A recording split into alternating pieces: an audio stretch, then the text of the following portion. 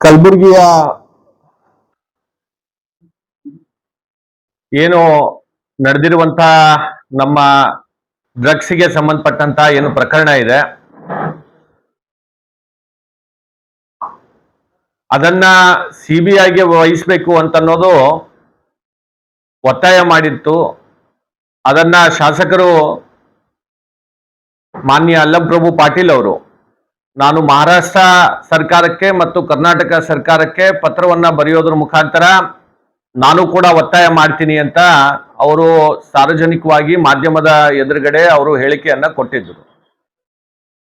ಸುಮಾರು 1 ವಾರ ಆಗಿದೆ ಅವ್ರು ಹೇಳಿ. 1 ವಾರ ಆದರೂ ಕೂಡ ಇಲ್ಲಿವರೆಗೂ ಆ ಪತ್ರ ಯಾರಿಗೂ ಕೂಡ ಆ ಪತ್ರ ಸಿಕ್ಕಿಲ್ಲ.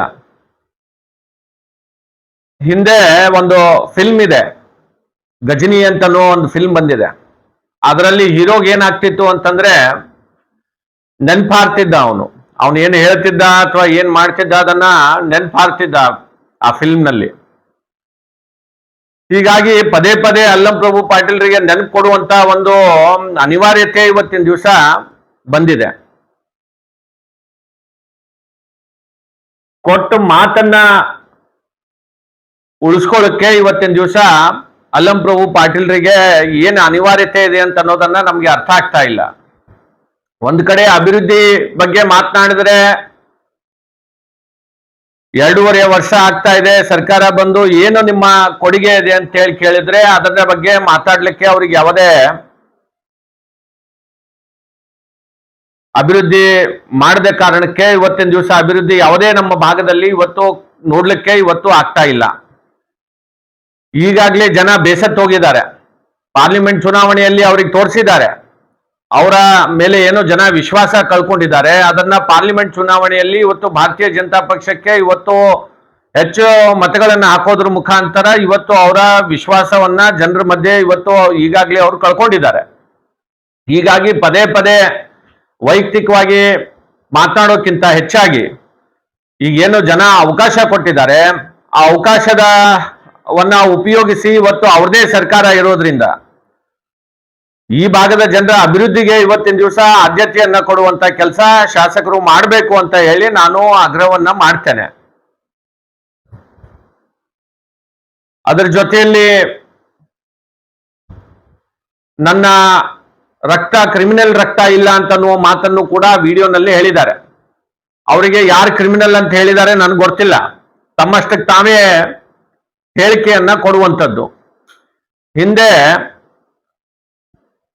ಅವರು ಸರ್ಕಾರದಲ್ಲಿ ನಾನು ಹೇರ್ ಟ್ರಾನ್ಸ್ಪ್ಲಾಂಟ್ ಅನ್ನ ಮಾಡ್ಕೊಂಡಿದ್ದೀನಿ ಅಂತಂದ್ರೆ, ಕೂದಲನ್ನ ಟ್ರೀಟ್ಮೆಂಟ್ ಅನ್ನ ತಗೊಂಡಿದ್ದೀನಿ ಅಂತ ಹೇಳಿ ಸರ್ಕಾರದಲ್ಲಿ ಬಿಲ್ ಕ್ಲೇಮ್ ಮಾಡಿ, ಅದು ಮಾಧ್ಯಮದಲ್ಲಿ ಬಂದ ಮೇಲೆ ಇಲ್ಲ ಅವರು ನಾನು ಯಾವುದೇ ಆ ರೀತಿ ಹೇರ್ ಟ್ರಾನ್ಸ್ಪ್ಲಾಂಟ್ ಅನ್ನ ಮಾಡ್ಕೊಂಡಿಲ್ಲ ಅಂತ ಹೇಳಿ ದುಡ್ಡು ಮತ್ತೆ ಸರ್ಕಾರಕ್ಕೆ ವಾಪಸ್ ಕೊಟ್ಟಿದ್ದು ನಿದರ್ಶನ ಇದೆ. ಹೀಗಾಗಿ ಅವರಿಂದ ಸರ್ಕಾರದ ದುಡ್ಡು ಇದೇನು ಅವರ ವೈಯಕ್ತಿಕ ದುಡ್ಡಲ್ಲ. ಅದನ್ನ ಮಾನ್ಯ ಶಾಸಕರು ಅರ್ಥ ಮಾಡಿಕೊಂಡು ಇವತ್ತು ಅಭಿವೃದ್ಧಿ ಕಡೆ ಹೆಚ್ಚು ಗಮನವನ್ನ ಹರಿಸಿ ಕೆಲಸ ಮಾಡಬೇಕಾಗಿದೆ. ಈ ರೀತಿ ಜನರನ್ನ ದಾರಿ ತಪ್ಪಿಸುವಂಥದ್ದು, ಏನೋ ಬೇಕಾಬಿಟ್ಟಿ ಮನ್ಸಿಗೆ ಬಂದಂಗೆ ಹೇಳಿಕೆ ಕೊಡುವಂಥದ್ದು ನಿಲ್ಲಿಸಬೇಕು. ಇದು ಅವರ ವಯಸ್ಸಿಗೆ ಶೋಭೆ ತರುವಂಥದ್ದಲ್ಲ ಅಂತ ಹೇಳಿನೂ ಕೂಡ ನಾನು ಈ ಸಂದರ್ಭದಲ್ಲಿ ಹೇಳ್ತಾ, ಮತ್ತೊಮ್ಮೆ ಆದಷ್ಟು ಬೇಗ ಅವರು ಪತ್ರ ಕೊಟ್ರೆ ಬಹಳ ಒಳ್ಳೇದಾಗತ್ತೆ ಅಂತ ಹೇಳಿ ನಾನು ವಿನಂತಿಯನ್ನ ಮಾಡ್ತೇನೆ. ನಾವು 2.5 ವರ್ಷ ಈಗ ಅವಕಾಶ ಕೊಟ್ಟಿದ್ದೇವೆ ಅವರಿಗೆ. ಅಧಿಕಾರ ಇರುತ್ತೆ ಬಿಡುತ್ತೆ ಅದು ಬೇರೆ ವಿಷಯ. ನಮ್ಮ ಕುಟುಂಬಕ್ಕೆ ಈ ಭಾಗದ ಜನರು ತಂದೆಯವರನ್ನ ತಾಯಿಯವರನ್ನ ನನ್ನನ್ನ ಸತತವಾಗಿ ಶಾಸಕರು ಮಾಡಿರುವಂಥದ್ದು ಜನರ ಆಶೀರ್ವಾದದಿಂದ. ಹೀಗಾಗಿ ನಾವು ಅಧಿಕಾರದಲ್ಲಿ ಇರದೇ ಇರಲಿ, ನಾವು ಜನರ ಬಗ್ಗೆ ಜನರ ಧ್ವನಿಯಾಗಿ ನಾವು ಸರ್ಕಾರಕ್ಕೆ ಇವತ್ತು ಅಥವಾ ಇರುವಂತ ಶಾಸಕರಿಗೆ ಅವರ ಏನು ಆಡಳಿತದ ವೈಖರ್ಯವನ್ನ ಯಾವ ರೀತಿ ಅವರು ಜನರಿಗೆ ದುರಾಡಳಿತದಿಂದ ಇವತ್ತು ಜನರು ಬೇಸತ್ತಿದ್ದಾರೆ, ಅದ್ರ ಬಗ್ಗೆ ನಾವು ಧ್ವನಿಯನ್ನ ಎತ್ತಬೇಕಾಗತ್ತೆ. ಮತ್ತೊಂದು ಏನ್ ಹೇಳ್ತಾರೆ ಅವರು, ಅವ್ರ ತಂದೆಯವ್ರ ಕಾಲದಿಂದ ಅವರು ರಾಜಕೀಯವಾಗಿ ಇದ್ರು, ನನ್ನ ಮಗ ಯಾಕೆ ಇರಬಾರ್ದು ಅಂತ ಮಾತನ್ನ ಅವ್ರು ಹೇಳ್ತಾ ಇರ್ತಾರೆ. ಸ್ವಾಮಿ, ನಿಮ್ ಮಗನಿಗೆ ಇನ್ನೂ ಹೆಚ್ಚು ನೀವು ಅಧಿಕಾರ ಕೊಡಿ, ನಾವೇನ್ ಬೇಡ ಅಂತ ಇಲ್ಲ. ನೀವು ಇನ್ನೂ ಅವರಿಗೆ ಏನಂತಾರೆ, ಶಾಡೋ ಶಾಸಕನಾಗಿ ಮಾಡಿಕೊಂಡು ಇನ್ನೂ ಹೆಚ್ಚು ನೀವು ಅವರಿಗೆ ಅಧಿಕಾರ ಕೊಡಿ, ನಮ್ಗೇನು ತೊಂದರೆ ಇಲ್ಲ.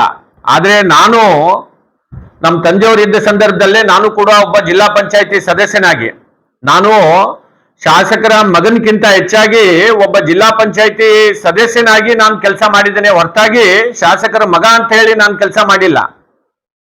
ನಿಮ್ಮ ಮನೆಯಲ್ಲಿ ಯಾರು ಶಾಸಕರಿದ್ದಾರೆ ಅನ್ನೋದನ್ನ ಜನರಿಗೆ ಗೊತ್ತಾಗ್ತಾ ಇಲ್ಲ. ನೀವು ಶಾಸಕರಿದ್ದೀರಿ, ನಿಮ್ಮ ಮಕ್ಕಳು ಶಾಸಕರಿದ್ದಾರೆ ಗೊತ್ತಾಗ್ತಾ ಇಲ್ಲ.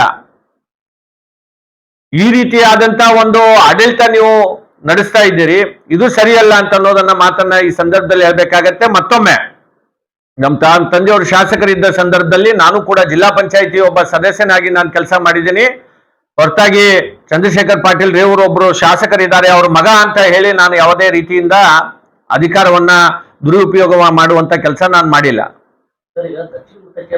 ಹೇಳ್ತಾ ಇದ್ದೀನಲ್ಲ, ಈ ರೀತಿ ಅನೇಕ ಹಗರಣಗಳಿದಾವೆ. ಅವ್ರೇನು ತಮ್ಮ ಅಳಿಯನ್ನ ಇವತ್ತಿನ ದಿವಸ ಪಟ್ಟಣ್ ಶೆಟ್ಟಿ ಅಂತ ಹೇಳಿ AW ಆಗಿ ತಗೊಂಡ್ ಬಂದ್ರು. ಅರುಣ್ ಮಾಶೆಟ್ಟಿ ಅಂತ ಹೇಳಿ ಅವರಿಗೆ PWD ಎಕ್ಸಿಕ್ಯೂಟಿವ್ ಇಂಜಿನಿಯರ್ ಮಾಡ್ತೀನಿ ಅಂತ ಹೇಳಿ ಪತ್ರ ಕೊಟ್ಟು ಅದನ್ನ ಮಾಡಲಿಲ್ಲ ಅಂತ ಹೇಳಿ ಮತ್ತೆ ಅವರಿಗೆ ಲ್ಯಾಂಡ್ ಆರ್ಮಿಗೆ ಎಕ್ಸಿಕ್ಯೂಟಿವ್ ಇಂಜಿನಿಯರ್ ಆಗಿ ತಂದ್ರು. ಅವ್ರು ಬಂದ್ಮೇಲೆ ಆ ಇಲಾಖೆಗೆ ಎಷ್ಟು ಕೆಲಸ ಕೊಟ್ರು, ಎಷ್ಟು ಕೆಲಸಗಳು ಇವತ್ತು ಜನರೇ ನೋಡ್ತಾ ಇದ್ದಾರೆ. ಇದ್ರ ಬಗ್ಗೆ ಹೆಚ್ಚು ಜನ ಮಾತಾಡ್ತಾ ಇದ್ದಾರೆ, ಯಾವ ರೀತಿ ಕಳಪೆ ಕೆಲಸ ಆಗ್ತಾ ಇದೆ ಅಂತ ಅನ್ನೋದನ್ನ. ಮಳೆ ಬಂದ್ರೆ ಇವತ್ತು ರಸ್ತೆಯಲ್ಲಿ ಓಡಾಡಕ್ಕಾಗ್ತಾ ಇಲ್ಲ. ಮಹಾನಗರ ಪಾಲಿಕೆಯಲ್ಲಿ UGD ಇನ್ನೂ ಕೂಡ ಸುಮಾರು 15 ದಿವಸ ಆಗಿದೆ. ಕಾರ್ಮಿಕರು ಮತ್ತು ಮಹಾನಗರ ಪಾಲಿಕೆಯ ಅಲ್ಲಿ ಸಿಬ್ಬಂದಿ ವರ್ಗ ಇನ್ನೂ ಮುಷ್ಕರದಲ್ಲಿ ಹೋರಾಟದಲ್ಲಿ ಹೋರಾಟವನ್ನ ಮಾಡ್ತಾ ಇದ್ದಾರೆ. ಕಸ ಎತ್ತೋರು ಯಾರು ಕೂಡ ಇನ್ನೂ ಬರ್ತಾ ಇಲ್ಲ. ಈ ರೀತಿ ಇವರ ಒಂದು ದುರಾಡಳಿತ ಜನರಿಗೆ ಇವತ್ತು ಅದನ್ನ ಮನವರಿಕೆ ಆಗ್ತಾ ಇದೆ. ಜನನು ಕೂಡ ಇವ್ರ ಬಗ್ಗೆ ಬೇಸತ್ತಿದ್ದಾರೆ. ಇವ್ರ ಮೇಲೆ ಏನು ಅವಕಾಶ ನೀಡಿದ್ರೆ ಇವ್ರು ಏನು ಒಳ್ಳೆ ಕೆಲಸ ಮಾಡ್ತಾರೆ ಅಂತ ಹೇಳಿ ಜನ ಅನ್ಕೊಂಡಿತ್ತು. ಇವತ್ತು ಅದ ಎಲ್ಲವೂ ಕೂಡ ಇವತ್ತು ಸುಳ್ಳಾಗಿದೆ ಅಂತ ಹೇಳಿ ಹೇಳ್ಬೇಕಾಗ್ತಾ ಇದೆ. ಶಾಸಕರೇನು ಹೇಳ್ತಾರೆ, ನಾವು ಅವರಿಗೆ ಸತ್ಯ ಹೇಳಿದ್ರೆ ಈ ರೀತಿ ಅವರಿಗೆ ಅವ್ರಂತಾರೆ.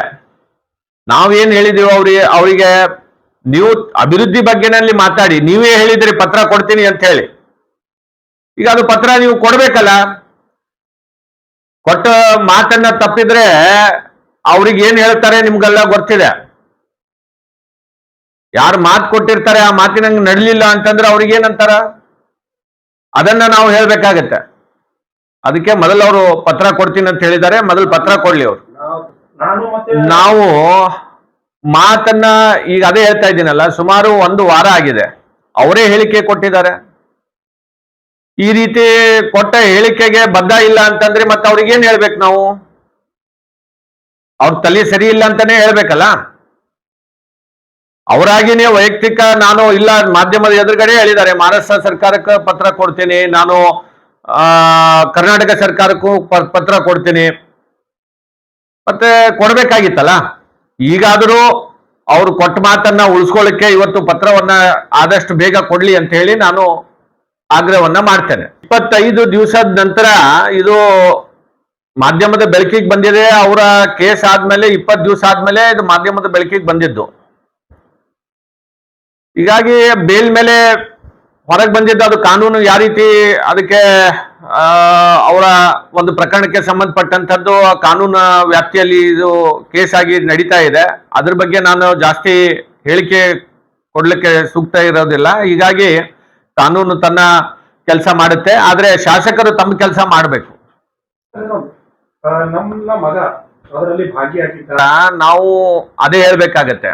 ಅವರಿಗೆ ಮೊದಲಂತರೂ ಕಾನೂನು ಬಗ್ಗೆ ಅವರಿಗೆ ಯಾವ ರೀತಿ ಕೆಲಸ ಮಾಡುತ್ತೆ ಅಂತ ಅನ್ನೋದು ಅವರಿಗೆ ಅದರದ್ದು ನಾಲೆಜ್ ಇಲ್ಲ. ಯಾವುದೇ ಮೆಡಿಕಲ್ ಸ್ಟೋರು ಡ್ರಗ್ ಡಿಪಾರ್ಟ್ಮೆಂಟ್ ಇಂದ ಲೈಸೆನ್ಸ್ ತಗೊಂಡು ಡ್ರಗ್ ಅಂಡ್ ಕಾಸ್ಮೆಟಿಕ್ ಆಕ್ಟ್ ಅಡಿಯಲ್ಲಿ ಇವತ್ತು ಅವರು ತಮ್ಮ ಕೆಲಸವನ್ನ ನಿರ್ವಹಣೆ ಮಾಡಬೇಕಾಗತ್ತೆ. ಹಂಗ ಮನ್ಸಿಗೆ ಬಂದಂಗೆ ಯಾವ ಮೆಡಿಕಲ್ ಸ್ಟೋರಿಗೂ ಕೂಡ ಮಾಡ್ಲಿಕ್ಕೆ ಅವಕಾಶ ಇರೋದಿಲ್ಲ. ಅದಕ್ಕೆ ಮಾಡಿದ್ರೆ ಡಿಪಾರ್ಟ್ಮೆಂಟ್ ಇದೆ, ಅವರು ಅದರ ಮೇಲೆ ಆಕ್ಷನ್ ತಗೋತಾರೆ. ಹೀಗಾಗಿ ಅವರಿಂದ ನಾವೇನೋ ಕಲಿಬೇಕಾಗಿಲ್ಲ. ಅವರು ಸ್ವಲ್ಪ ತಮ್ಮ ಆತ್ಮಾವಲೋಕನೆಯನ್ನ ಮಾಡ್ಕೋಬೇಕು. ಯಾವ ರೀತಿ ಅವರ ಮಗನ ಮೇಲೆ ಪ್ರಕರಣ ನೆಲೋಗಿ ಪೊಲೀಸ್ ಠಾಣೆಯಲ್ಲಿ ಇವತ್ತು ಸ್ಯಾಂಡ್ ಕೇಸ್ನಲ್ಲಿ ಇವತ್ತಿನ ದಿವಸ ಅವ್ರ ಮಗನ ಮೇಲೆ ಕೇಸ್ ಆಗಿದೆ. ಇವತ್ತು ಸರ್ಕಾರದ ಹಂತದಲ್ಲಿ ನಾನು ಸುಳ್ಳು ಬಿಲ್ ಸಬ್ಮಿಟ್ ಮಾಡಿ ಹೇರ್ ಟ್ರಾನ್ಸ್ಪ್ಲಾಂಟ್ ಮಾಡ್ಕೊಂಡಿದ್ದೀನಿ ಅಂತ ಹೇಳಿ ದುಡ್ಡನ್ನ ಸರ್ಕಾರದಿಂದ ತಗೊಂಡವ್ರು ಯಾರು? ಹೀಗಾಗಿ ಅವರು ಮೊದಲು ಆತ್ಮಾವಲೋಕನೆ ಮಾಡ್ಕೊಳ್ಳಿ ಬೇರೆಯವ್ರ ಕಡೆ. ಯಾಕಂದ್ರೆ ಅವರು ಅಧಿಕಾರದಲ್ಲಿದ್ದಾರೆ, ಅವ್ರ ಜನರಿಗೆ ಉತ್ತರ ಕೊಡ್ಬೇಕಾಗಿದೆ. ಅದನ್ನ ಬಿಟ್ಟು ಬೇಕಾಬಿಟ್ಟಿಯಾಗಿ ಏನೇನೋ ಮಾತಾಡೋದು ಅದು ಸರಿಯಲ್ಲ.